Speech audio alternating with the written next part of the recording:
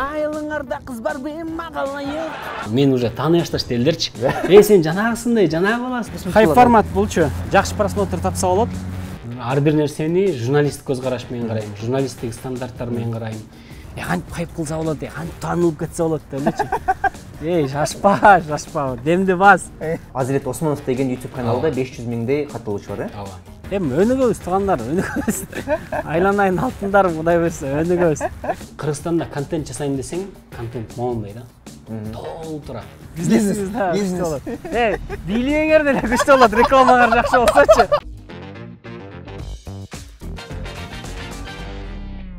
Салам алейкум достор. Биз бүгүн конокко акыры күтүп тосуп алдык. Азирет Осмонов көптөн бери күтүп атканбыз, сүйлөшүп жатканбыз. Акыры убактың болду, Ооба, мерси. Куш көрдүк. Чакырганыңызга чоң рахмат. Келгениңе рахмат. Буйрса, ар бир нерсе Кудайдын буйругу. Бүгүнкү насип эткен экен ушул жерден. Бүгүн Нурлан байке менен кененирээк сүйлөшүп, ичибиздеги болгон ойдун баардыгын сиздерге айтып, Чачпай төкпөй. Чачпай төкпөй айтабыз буйрса. Өзүм жөнүндө мен Карагулжа районунан болом. Ош областына караштуу. Ошол жактын Каражыгач, Карагуз деген айыл өкмөтүндө төрөлгөм. Карагуз. Негизи айыл өкмөтүнүн аты Карагуз айыл өкмөтү. Карагуз айыл өкмөтү. Анда айыл уже Түшүнүк деген айылда. Түшүнүк деген айылдын Чырдай деген айылын. Бизде ушундай го. Карагулжадан келген. Карагулжада эле кош керек кыскача элечи. 11-класска чейин айылда чоңойгом, кадимкидей эле мал багып, жайлоого чыгып, айылдын баласымын, ушундай тоодо чоңойгон. Анан 11-класстан кийин эл аралык университетке тапшыргам. Эл аралык журналистика факультетине. Алатого. Международный университет. МУКка. 4-курстан баштап уже ар кайсы телеканалдарга практикага барып иштей баштадым. 2018 мен ошол телеканалдарга келип баштайм. 2019-дары мен уже телеканалга жумушка кирем. НТВ телеканалында иштегем, ал жакта көптөгөн программаларды алып бардым. Анан ошол эртең мененки программа бар болчу, Таң маанай деген. Ошону алып барып жүргөндө, вот пранк менин блогерство ошол жакта башталды да. Элдердин жаңы эле ойгонгондо маанайын көтөрүш керек. Маанайын көтөрүш үчүн биз рубрикаларды тартчубуз ар кандай. Күлкүлүү, анан ар кандай сюжеттер тартчубуз. Анан ошонун арасынан биздин телеканалда ошо биздин кесиптешибиз тартчу, пранк тартчу да. Анан тартып жүргөндө анан мен да тарткым келчү да. Ал өзүнүн YouTube каналына тартчу. Жок, ал телеканалга тартчу. Телеканалга тартчу. Башында мен деле телеканалга тартып жүргөм да. Анан мен да тарткым келчү пранкчы. Анан мен кесиптешим тартып атканда мен тартпай жүрчүмүн. Анан бир күн ал тартпай калды. Негизи эртеси күнкү тартылыш керек болчу да, выпуск кетиш керек болчу. Анан мен продюсерден сурандым, давайте бүгүн мен тартып көрөйүн пранкты деп. Анан чыгып ошол Ататүрк паркынан биринчи пранк тартканмын да. Айылыңарда кыз бар бейім мағалайын. Айылыңарда кыз болса мағалайын. Кесиптештер айта баштады. Сен пранкың аябай сонун болду, баарыбыз күлдүк деп. Элдин биринчи ошо кесиптештердин комментарий уктум. Анан биз аны YouTube'га сала баштадык, телеканалдын YouTube каналыначы. Анан ал жактан уже акырындык менен көрүүлөр топтолуп баштады. Кандай көрүүлөр болот эле ошол 18-жыл, 19-жыл, 19-жылдары. Сразу бир 100 миңдер ала баштаганбы? Ооба, 100 миң. Сразу 100 миңге чыккан анан. Эч бир мен тарткан пранк мындай постановочный болгон эмес. Бүт бардыгы естественный болгон. Эмоциянын бардыгы ошондой болчу мындай. Калп эле бирөөнү алып келип ойноп берип койчу деген нерсе жок да. Анткени андай мен өзүм ойнай албайм, мен өзүм алдай албайм элдерчи, ошондой болчу. Анан кээде сурап калышчу да, ошону чындап эле элдерге ошондой неме кылабы, элдерге ошондой реакция кылбайбы, сага сени чаап жибербейби, уруп жибербейби дегенчи. Пранкта тартып жүрөрсүң, психолог болуп каласың деп айтпадымбы? Адам кайсы учурда жини келип баратат, кайсы учурда уже сезип туруш керек да. Анан жини келип бараткан учурда уже жакшы сүйлөп башташ керек, акырын билсе ситуацияны алмаштырыш керек да, ушундай болчу. Анан ошентип атат. Көбүнчө ушул адамдарга мындай нестандартный суроолорду берчүмүн да. Анан нестандартный немелер, мимикалар, анан аларга болгон мындай кыскасы алар таң калтырыш керек болчу да. Анан өзүм ошондой нерсеге жакынмын, мындай нестандартный нерсе. Ашкада кетип атсам, мен уже тааный башташ делдерчи. Сен жанагысындай, жанагы баласың, сен тигини кылгансың деп жанат. Мен кандайча мен таанып деп коем, анан популярный боло баштадың. Билинбей элечи, өзүм билген эмесмин менчи. Телеканалда чыгып жүрөм, бирөө деле келип мени мындай, сен могу телеканалда иштейсиң, алып барчусуң деп, мен алып барчу болчумун, анда ведущий болчумун. Эч ким айтпайт да. анан ошол YouTube каналдан эле жана пранктарды айтышат да. Демек негизи аудитория телевидение эмес, YouTube'дан таный баштады. YouTube'дан чыга баштады мен аудиториячы. Анан бир күн маршруткада баратсам анан бирөө мен пранкымы аябай көрүп алып күлүп атыптыр да. Анан түшүндүм анан, значит мени аудиториянын жолу болсо ишмеректи өзгөрүш керек экен. YouTube'га өтүш керек экен. Мен азыр элдер телеканал көрбөй калыптыр дедим да. Анан акырындык менен өзүм YouTube каналымды ачып, анан бир дос балам жардам берди жана монетизация кылганга. Анан өзүм каналыма иштей баштадым. Телеканалда да иштейм. Телеканалга бир 5 минуталык сюжет тартам, пранк. Анан ашып калган жана сырой материалдарды өзүм каналыма жүктөп коем. Ошентип акырындык менен 2 каналды иштетип атып, өзүмдүкүн да уже иштетип баштадым. Анан акырындык менен өзүмө бир 100 000 подписчик болуп калгандан телеканалдан чыгып кеттим да. Азыркы учурда каналыңда канча подписчик бар? 500 000ге жакын подписчик бар да. Азирет Осмонов деген YouTube каналда 500 000дей катталуучу бар, э? Ооба. Мени элдер мындай пранкер катары таанып калышты да. Көчөдөн да уже пранкер жанагы. Анан бир жерге барсам да пранкер бүт барды ошол пранкпен таанып калышты. Кышында 2019-жылдын кышында ошентип таанып калышкан кез. Ооба, уже таанылып калган. Мен уже коомчулукка бир топ таанылып калгандан телеканалдан чыктым да. Телеканалдан чыктым, анан өзүм тартып баштадым. Пранктын мага немеси бүтүп калды. Кызыгычы. Анан көчөдөн пранк тартыш да кыйын болуп калды, анысынан элдердин көбү таанып калышты, пранк кылайын десең эле. Негизи менде миссия башка, жашоодо болгон миссия башка да мендечи. Пранк кылайын, анан ушинтип пранкер болуп өтүп кетейин деген миссия жок болчу. Ошон үчүн имиджди өзгөртүш керек болду. Хайп формат окшойт, дагы жакшы просмотр. Хайп формат болчу. Жакшы просмотр тапса болот. Пранк эми мындай развлекательный, бул элдерди күлдүрөт, элдердин маанайын көтөрөт деген. Бирок андан башка эч нерсе кылбайсың да. Же кимдир бирөөлөргө бул мындай терс таасирин берип коюшу мүмкүн. Мисалы, пранк тарта берсең, элдердин ишеними жоголуп баштайт да. Бул динде дагы бирөөнү тамашалап алдасаң дагы бул күнөө болуп эсептелет экен да. Алдамчылыкка түртөт экен. Анан тамаша болсо деле. Тамаша болсо дагы бирөөнү алдасаң бул неме экен. Күнөө болуп эсептелет экен да. Ошол нерселерди уккандан кийин анан мен пранк тартканды токтотуп койгом да.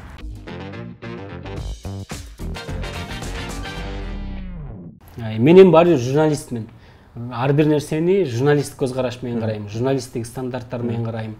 Анан интервью алып баштадым. Февраль айларында биринчи интервьюну баштадым. Анан кандай интервью? Ортодо пауза болду деп атпайм, ошондо ойлонуп, мисалы, баардык эле ушул ырчылардан эле, таанымал адамдардан эле интервью алышат. Мен ушул таанылы элек элдин ичиндеги таланттууларды алып чыгайын. Ким болду биринчи ошол? Биринчи Бекболот болду. Анын видеосун мурда көрүп калган болчумун, анан көрүп эле анан байкадым да бул баладан, значит, бир нерсе бар. Дедим да, анан президентке кайрылган бир видеосун бир мындай пабликтен көрүп калдым да, ал аябай эле популярный болгон эмес.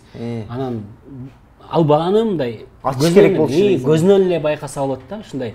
Ал жөн эле мындай бирөө үйрөтүп аткан жок да, моуну айтып койсоң балам депчи. Ал өзү чын жүрөктөн айтып атканы көрүнүп турат да. Бекболоттун видеосу сен каналына чыккандан кийин бир күндө 1 400 000 просмотр алды беле? Жок, 800 000 алган. Бир күндө 800 000 алды? Бир суткада. Андан кийин көтөрүлдү да. 3-4 күндө 1 400 000, 1 600 000 просмотр алды. Ошондой болгон. Бул эми блогерлердин арасында рекорд деп айтсам болот да. Анткени бир эле выпуск, анда дагы жөн выпускта бул клип эмес, же болбосо башка ыр эмес. Интервью да. Интервью булчу. Интервью ушундай бир сутканын ичинде 800 000 просмотр. Анда дагы мондай мен өзүм түшүнбөй алгам, бирок 800 000ге чыккандан кийин 200 000 кыркып жиберген да. 600 000ге түшүп калган. YouTube өзү кырккан. Анан кийин сурадым анан ютуберлерден, жана тажрыйбалуулардан эмне үчүн мындай болот десем, ушундай аналог бар дейт да.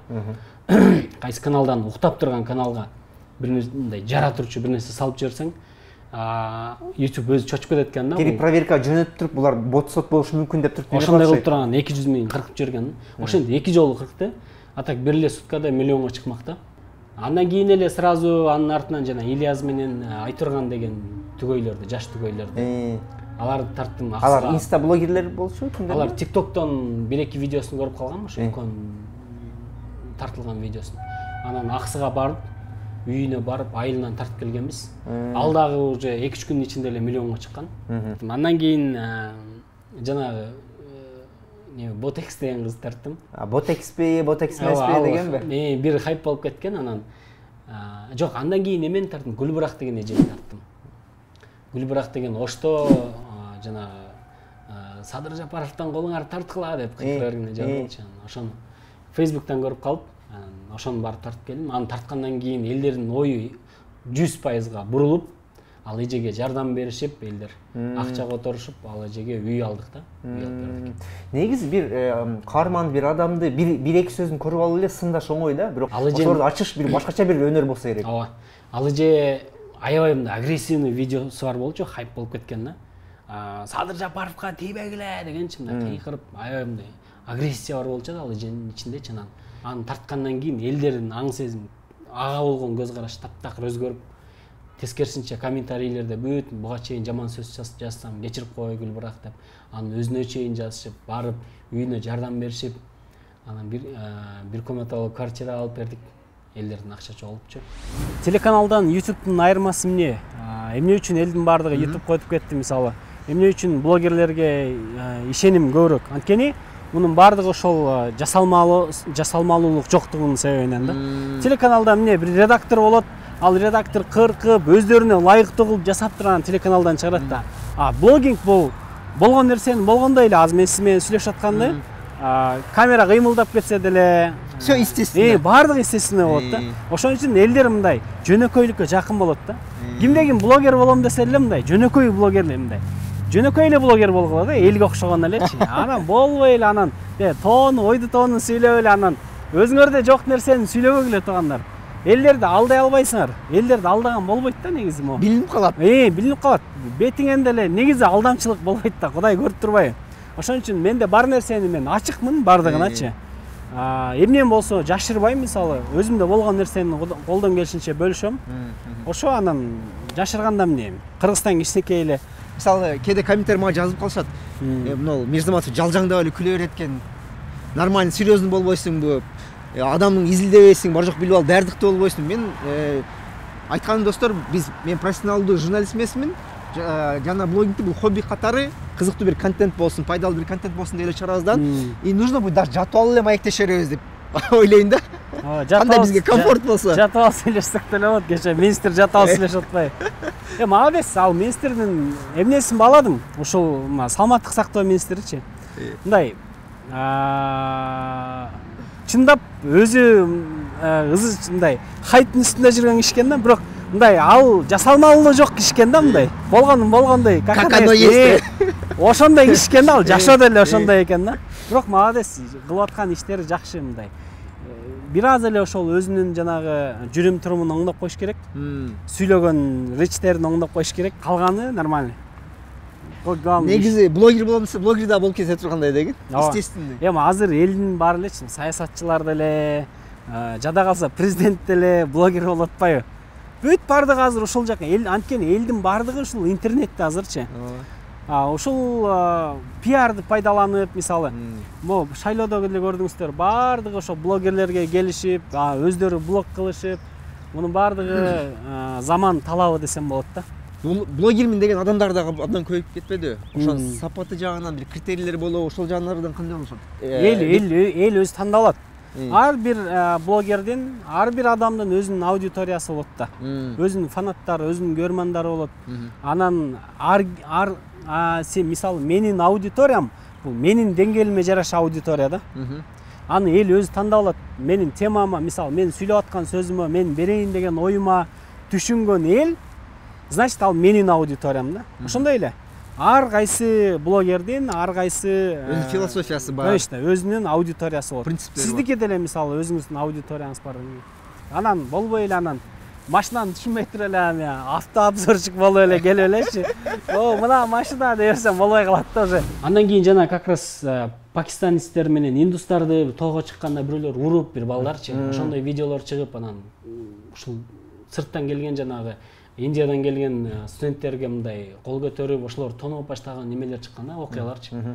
Андан кийин ошол мындай улуттар аралык ынтымакты бекемдейли деп бир Африкадан келген, Сомалиден келген балдарды тарткам, кыргызча сүйлөгөн балдар. Андан кийин Нурайымды барып тартып келдим. Нурайым баягы комуз гитара чертип ырдаган. Аны да үйүнө барып аксыдан тартып келгем, үй жагынан. Келгенден кийин просмотр алда аябай жакшы кетти. Андан кийин аны Казакстанга чакырып, ошол менин выпускумду көргөндөн кийин гастролиге кетти. Казакстанга баргандан кийин Казакстанда популярный болуп кетти ал аябай. Казакстан эң популярный программасына чакырылды да. Азыр эми ал өзүнчө ошол себепкермин да. Кудай мени эми себепкер кылып атат да мунун бардыгыначы. Анан мен эле моунт атам, мен тигинт атам дегенден алысмын. Ар бир нерсеге бирибирибизге себепкер болобуз да. Эми көрдүңүзбү? Элдин баардыгы азыр телефон менен интернетте отурушат. Блогерлердин орду коомдо аябай чоң болуп калды. Блогер, бир эле блогер коомдук пикир жарата турган адам болот десек болот да. Целый телеканалга айланып калды да. Ошон үчүн мамлекеттик тараптан дагы кандайдыр бир иш-чаралар уюштуруш керек. Анткени блогерлер көп, бирок алардын мындай ар кайсы багытка колдонуп кеткен сырткы күчтөр болушу мүмкүн байке. Эми мындай бир иш-чаралар болуш керек да, баары бирчи. Мен эми мындай өйдөрөктөн кичине неме кылып карап атам да, саясий жагын карап атам да. Блогерлердин деле сабаттуусу, сабатсызы бар байке. Ооба. Анан алар ар кандай маалыматтарды чыгарып алышы мүмкүн. Бирөөгө курал болуп калышы мүмкүн эртеңчи. Ошон үчүн эмне болгон күндө дагы блогерлердин бир сообществосын түзүп Кыргызстандагычы. Ошол жерде мындай бир идеологияны бир бекем карманыш керек да. Түшүндүңүзбү? Балким бирөө келип мындай медиа сабаттуулукту үйрөтөбү, сүйлөгөндө мисалы элдин алдында жоопкерчиликти мунун баарын эстетип туруш керек да. Баягында эле Сыдыман деген досубуз туура эмесирээк сүйлөп алып анан канча иш сотко ашып кетти. Мунун баардыгы болсо андай ниети деле жок эле, андай калоосу деле жок эле. Ошон үчүн биз кээде билбей калабыз да.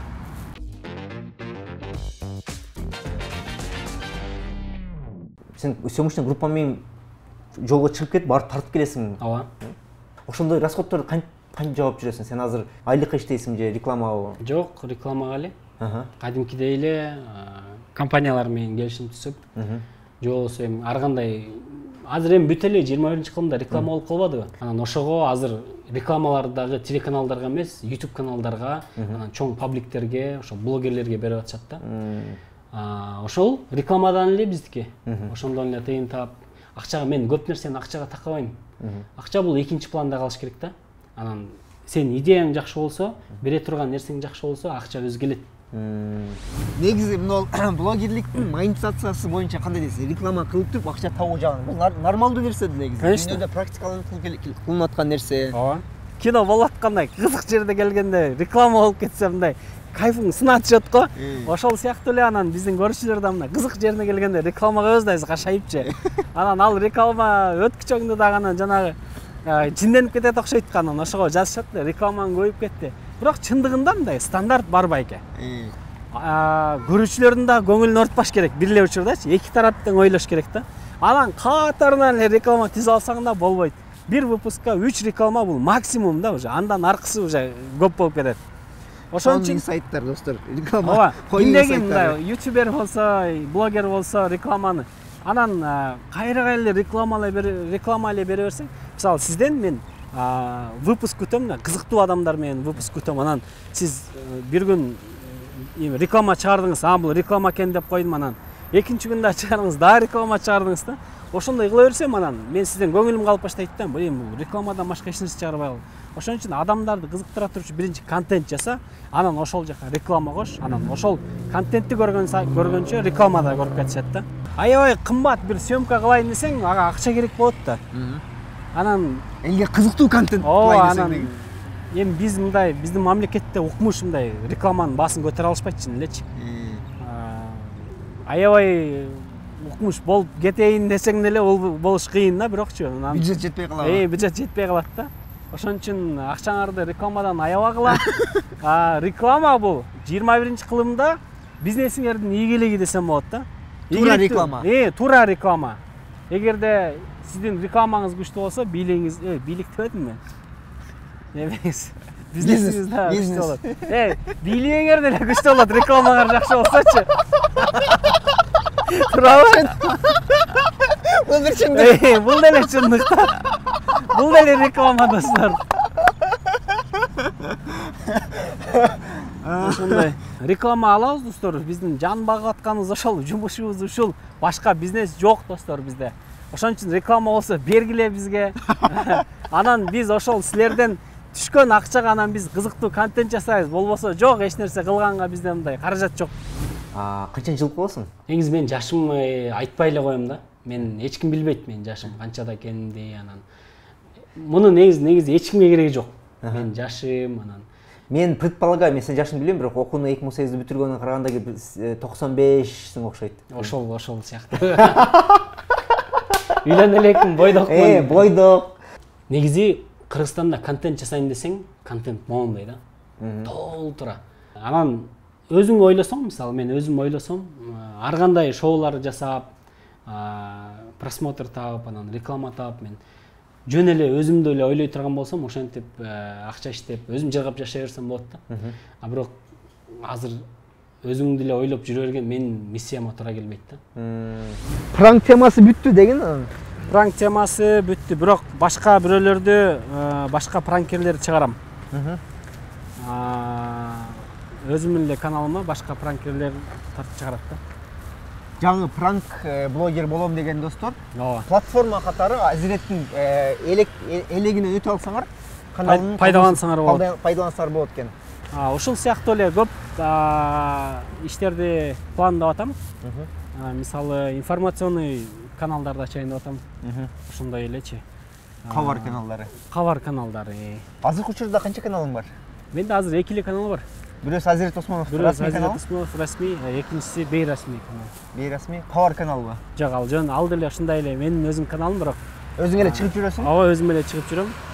Ал да иштеп баштайт жакында буюрса. Менде моундай план бар. Кудай буюрса, Кыргызстандын эң кооз жерлерин тартып чыгарайын деген ойлор бар да. Анткени мен көп жерлерге барып жүрөм да. Кыргызстандын кооз жерлерине ар бир регион барган сайын бир кооз жерлерге чыгып, ошол жерди тартып элдерге көрсөтүп берүүгө аракет кылам да. Туризмди биринчи өзүбүздөн баштайлы, ички туризмди өнүктүрүп алалы жакшылап.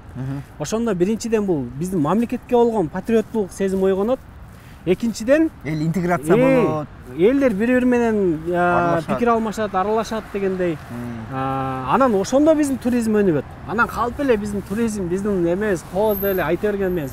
Швейцариябыз деп. Швейцариябыз деп берет. Анан биринчи өзүнүн элибизди тейлөөнү үйрөнүп алышыбыз керек экен. Конечно. Ошону биринчи өзүбүздөн баштайлы. Биздин эң кооз жерлерди баралы, көрөлү, ошол жерлерде өнүктүрөлү. Андан кийин анан бизге башка жактан туристтер келет да. Азыр могу Ташкент, жаныбызда турган Ташкент туристический өлкө болуп баратат. Биздин кыргыздар Ташкентке барып келейин деп, толтура могул жерден менин таанышым Ташкентке барып кел. Могу Нарынга барып эс алып кел, могу көлгө барып, көлдүн ары Каркырага чыгып эс алып кел. Андан бери жакка Аксуу деген жерлер бар. Ошол жерлерге барып эс алса, ал Ташкент жүрүм ал жакка баргандачы. Сервис кызмат жагынан бир аз көтөрүшүбүз керекпи балким? Бир аз эмес, аябай эле жакшы көтөрүш керек. Мисалы мен Турцияда болдум. Түрктөр аябай мындай неме келишет да, сылык келишет. Эми өзүңүз деле барып көрсөңүз керек. Бир жерде барып бир нерсени сурасаң эле, жүр деп эле, бир километр алыска чейин басып барып, ошол жерди көрсөтүп, жардам берип коюп, анан өздөрүнүн жумушуна кетишет да. Мен ушундай 1-2 жолу ушундай немеге ситуацияга туш болдум. Анан аябай ыраазы болуп калдым түрктөргөчү. Өзүнүн жумушунда турат, ошону таштап коюп туруп, мага жардам берип келди. Анан эми биздики мындай илгерки неме боюнча калып калган да. Бирок меймандосбуз, чындыгындачы, чын жүрөктөнчү. Бирок ошол илгерки жанагы адаттарыбыз боюнча калып калганбыз да. Анан ошону эле мындай жаңыча заманбап кылып туруп, заманбап элдердин көз карашында жасашыбыз керек да. Ошол эле айылга, ошол эле тип боз үйгө мындай чекчеген таптаза болгон спальник коюп, мисалычы, бүт бардыгы сервис сон болуш керек да. Болду ошондо эле, ошол эле бизде. Негизи мектепти кайсы жерде бүтүргөнсүз? Ошол эле Каракулжада бүтүрүп? Ооба. Каракулжада, айылда эле бүтүргөм мектепти. Мектепте мен бүт баргы жагынан бар болчумун. Шоктонгондо мен болчумун. Окуганда сен болчумун. Окуганда мен болчумун. Бүт баргы жактан да. Ушундай активный болчумун да. Анан жана маданий иш-чараларга да аябай активдүү катышчумун. Канча бир туугансыңар үй бүлөдө? Үй бүлөдө биз 5 бир тууганбыз. Мен эң улуусумун. Анан менден кийин инилерим, карындаштарым бар. 2 карындаш, 2 иним бар. Негизи мен бир туугандардын арасынан мен жалгызмын да. Ушуну көпчүлүгү түшүнбөй келишет да, мындай. Мен азыр тайнемди апа деп чоңоюп калгам да.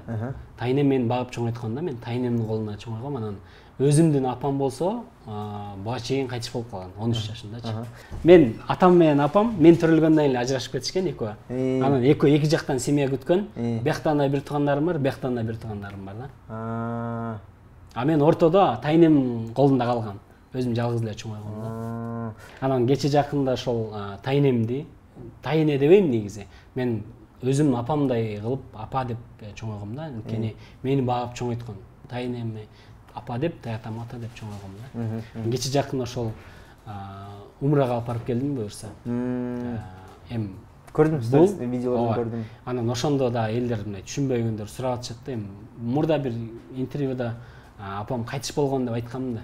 Сен анан сенин апаң бар турбайбы, анан эмнеге алдайсың аркы берке депчи. Ошого да түшүндүрүп кетейин деп атканым. Азыркы учур Кудайга шүгүр, баары менен мамилем жакшы. 6 сан маман, кийим бүтүн, курсагым ток. Бир туугандарым менен, негизи жалпы туугандарым менен мамилем жакшы. Мен жана айтып кетпедимби? Кудай буйрса биздин муун Кыргызстанды өнүктүрөт, өзгөртөт депчи. Анткени мына мен айылдан кеткениме бир 2014-төн бери 8 жыл болобу? 8 жылдан бери мен айылга кеткен жол 8 жылдан бери бир жери да өзгөргөн жок да. Айылым да өзгөргөн жок. Айылга кеткен жол ушундай таштак, ушундай жолубуздун абалы начар. 8 жылдан бери бир мындай метри дагы мындай асфальт болуп койгон жок да. Буюрса эми элдерде бир мындай жалпы идеология пайда болуп, бир багыт пайда болуп, кыргыз эли деген мына ушул багыт менен кетсек бат өнүгөбүз деп элдердин баардыгында бир аң сезим пайда болуп, анан баардыгы ойгонуп турган биргеликте иш алып барыш керек. Ар бир кыргыз мамлекетке салым кошо берсе эле, Кудай буйрса. Кыргызстан кичинекей эле, бат эле өнүгөбүз буйрса. Керектүү инструменттерди колдонушубуз керек. Кыргызстандын өзүнүн потенциалына жараша бир жумуштардын ордуна коюш керек, ошондо эле өнүгөбүз. Эми өнүгөбүз туугандар, өнүгөбүз. Айланайын алтындарым, Кудай буйрса, өнүгөбүз. Өнүктүрөбүз эле. Кыргызстанды жакшылап рекламалаш керек. Мен негизи бул жака келгенде максат англис тилин жакшы үйрөнүп, Америкага кетем деген максат менен келгем шаарга. Анан жанагы МУКка барганда ошол жерде отурган кыздар мен эжем аябай журналистика факультет мактап, журналист болсо английскийди көчөдөн эле үйрөнүп алат. Зачем английскийге тапшырып деп атып, анан мен журналистикага калып калгам ошончу. Анан мен журналистикага тапшырганымды эле билбейм негизичи. Анан айылга барып кайсыга тапшырдың десе, английскийге тапшырдым деп кой эле. Анан бул жака келем. Көрсө журналистика экен. Ооба, Американоведение деген бир факультетте окуп калгам. Мен ушуга тапшырдым го деп ойлоп калгам да. Американоведение, эми Америкага кетейин деп атсам да анан айылга барсам ошентип эле сураса айтып коем ошентипчи. Келгенден кийин мен бир жума өзүм факультетин таппай жүргөм да. Мен өзүм билген эмесмин бияка тапшырдым. Эжем эле мен эрчитип барып эле ошол журналистикага тапшыртып койгон экен да. Сен оюңча Американоведение окуп калган. Ооба, мен ошентип ойлоп жүргөм да. Келип туруп ар бир группага кирип бирден окуп жүрбөймүнбү? Эмошниктерге кирип бир окуп коюм, переводчиктерге кирип бир окуп коюм бир күндөнчү. Ошентип өзүм группамды таап анан ошондо окуп калгам. Негизи мындай өкүнбөйм, эч нерсеге өкүнбөйм.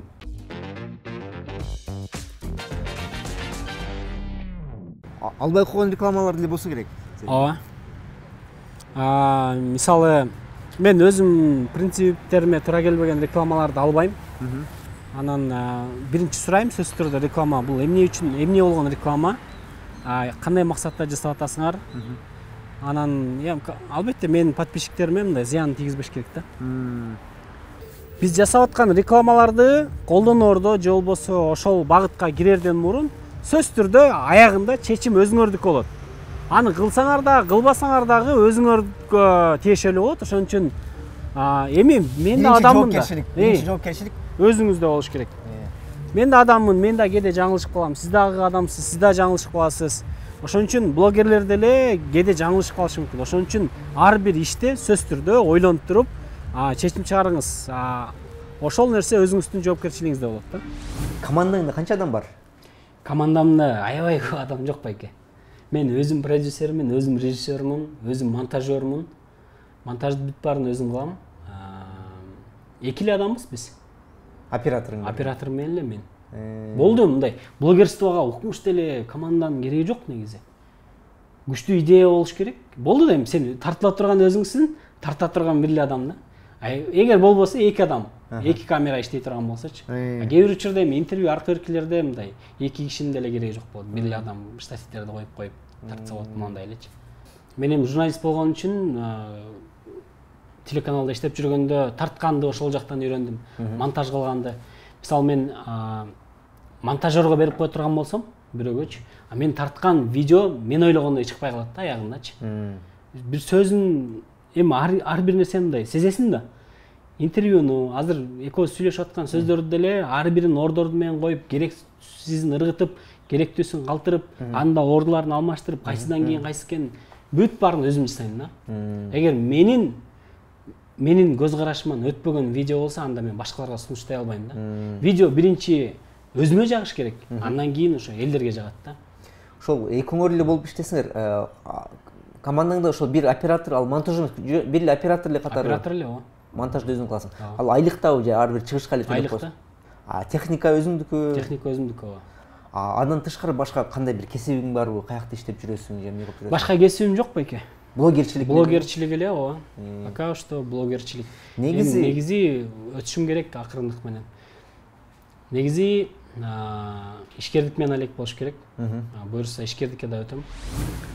Эгер мындай таанылгың келсе, жакшы жол менен таанылышың керек да. Жакшы жол менен хайп кыл. Эми хайптын деле жакшы анан жаман жагы бар да.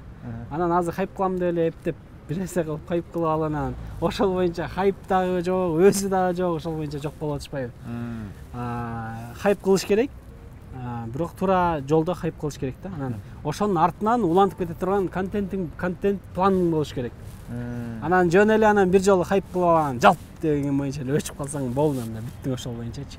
Жана бат көтөрүлгөн бат түшөт дейт го. Тарс эле чыгып эле сизде болуп калсаң, андан ары идеяң жок болуп калса өлдү да, кайра талп этип түшөсүң да. Астында эч нерсе жок да, мындай тепкич жок. Болгон бир эле выпуск жасагансың, 2 выпуск жасагансың. Ондайдан эле немеден фундаменттен эле сразу крышага чыгып кетесиң да. Анан ошол жерде кармалып тура албай калсаң, анан астында эч нерсе жок, анан кайра талп этип түшөсүң. Ошондой эле. Акырындык менен көтөрүлгөн любой жерде жакшы. Жумушта болсун, саясатта болсун, бүт баардык жерде жакшы да. Бизнесте болсун. Азыр бизде мындай депутаттар да бар да ушундайчы. Эч жерде иштебеген, эч нерсени көрбөгөн, көп окубаган, анан акча менен эле тарс этип эле депутат болуп алат да, анан көп нерсени кыялдан чыгып алат да, андан ары уже эч нерсе жок да. Аны кантип кылуунун жолдорун билбей калышым. Алардын максаты, ниети жакшы болсо керек, бирок көбүнчө. Ниети жакшы, бирок максат ошол депутаттыкка чейин эле болуп калат да. Сразу эле жылдыз болуп кетейин депчи. Кантип хайп кылса болот, кантип таанылып кетсе болот деп элечи. Шашпа, демди бас. Акырындык менен сен могу тартканды үйрөн биринчи. Туура тартканды үйрөн, туура сүйлөгөндү үйрөн. Контент эмне экенин биринчи үйрөнүп ал. Бир аз хейттен ал деген, бир аз анан акырындан сен көтөрүлөсүң, анан шашпа дейсиң да. Бүт баардык жерде ошондой, шашпаш керек. Акырындык менен көтөрүлгөн жакшы болот. Менин жашоодогу негизги миссиям бактылуу жашоо, семья куруу, өзүңдүн муктаждыктарыңды толуктоо, мисалычы. Экинчиси бул коомго пайданы тийгизүү. Үчүнчүсү Кудайдын ыраазычылыгын алуу. Эгер мен телеканалда иштебесем, анда менин инструменттерим жок, бирөө барып камераңы берип турчу, бирөө барып монтаж жасалайынчы деп жалдырап, балким мен ошондон көңүлүм калып уже таштап салмакмын да. Эң башкысы билгем, мен ушул жашка келгенде ушундай адам болот экенимди мен мурда мындай ишенчүмүн да. Мектепте окуп жүргөндө эле мен буюрса могул жашка барып калганда мондай нерсе кылышым керек.